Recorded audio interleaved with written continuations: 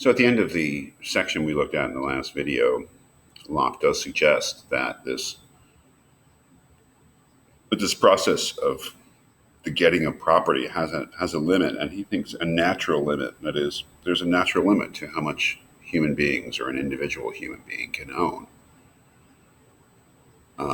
Again, I think in the rest of the book, he he backtracks, but he does set out a quite an interesting theory about.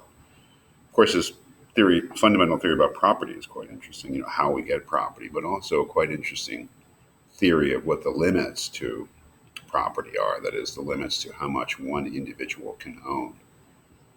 He says it will perhaps be objected to this, that if gathering the acorns or other fruits of the earth, etc., makes a right to them, then anyone may engross as much as he will. To which I answer, not so.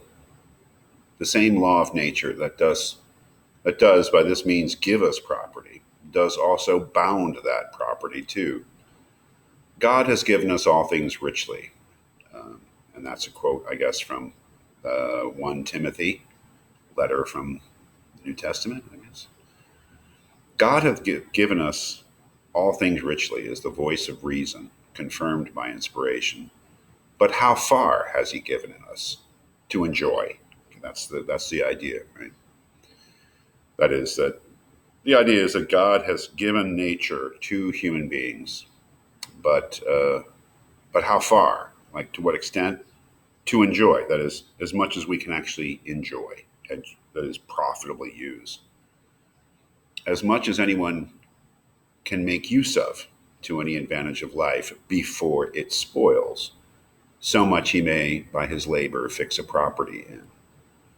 So that seems to set what Locke would regard as a natural limit to how much we can own. It's how much we can use before it goes bad. Whatever is beyond this is more than his share and belongs to others.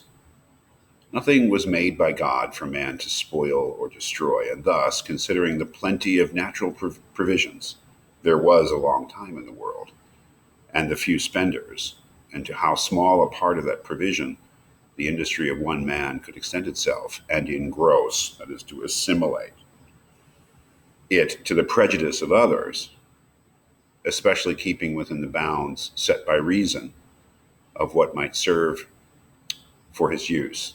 There could be then little room for quarrels or contentions about properties so established. Again, he may be setting up the idea of how you can own things that you don't directly use later on, but he does provide quite an interesting theory, I think, here of what the limits of one person's property can be. It's as much as you can use. And once you get beyond that, you are now encroaching on the rights of others because they need to work too. They need to use their labor to get property to be able to live. So it's something that you can almost see it, in him saying,